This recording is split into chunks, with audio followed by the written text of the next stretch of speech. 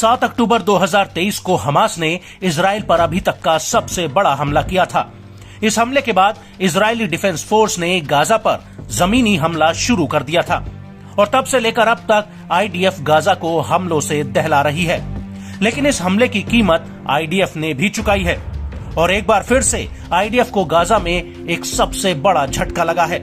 दरअसल गाजा में हमास के लड़ाकों ने एक ही दिन में आईडीएफ के 21 जवानों को एक रॉकेट प्रोपेल्ड ग्रेनेड यानी आरपीजी अटैक में मार गिराया है।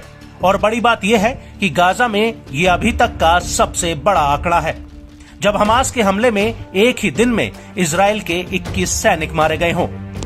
इस हमले को लेकर इजरायली सेना के प्रवक्ता रियर एडमिरल डेनियल हैगरी ने कहा कि यह घटना किबुट्ज के सुफिम के करीब हुई है।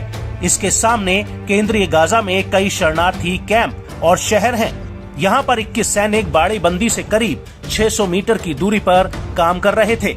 ये सैनिक हमास के ठिकानों को गिराकर वहाँ पर सेना के लिए बफर जोन बना रहे थे। तभी करीब शाम 4 बजे हमास के लड़ाकों ने एक आरपीजी को एक टैंक पर फायर कर दिया जो सैनिकों को सुरक्षा देने में लगा हुआ था। और इसी दौरान एक 2 मंजिल बिल्डिंग में एक धमाका होता है जिससे इमारत ढह जाती है, जबकि इस दौरान आधी से ज्यादा फोर्स इमारत के भीतर ही होती है।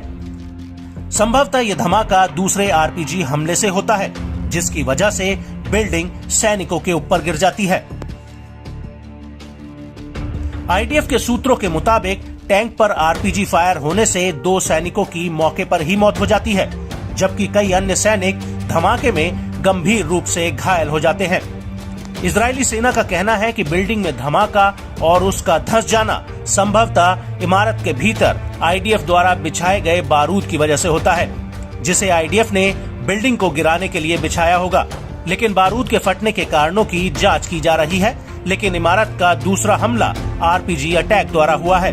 रेस्क्यू टीम का कहना है कि धमाके के बाद का नजारा किसी भूकंप से कम नहीं है।